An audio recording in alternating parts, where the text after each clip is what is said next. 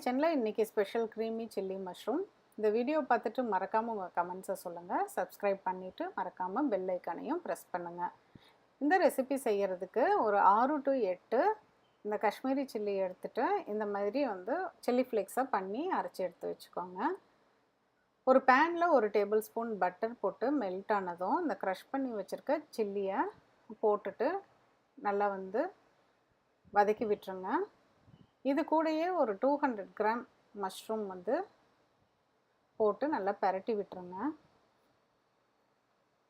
கொஞ்சமாக சால்ட்டு போடுங்க, ஏன்னா அப்புறம் சீஸ்லேயும் சால்ட் இருக்கும். தண்ணி கொஞ்சமாக விட்டுட்டு ஹை ஃப்ளேமில் 2 மினிட்ஸ் மட்டும் வச்சுட்டு எடுத்துருங்க.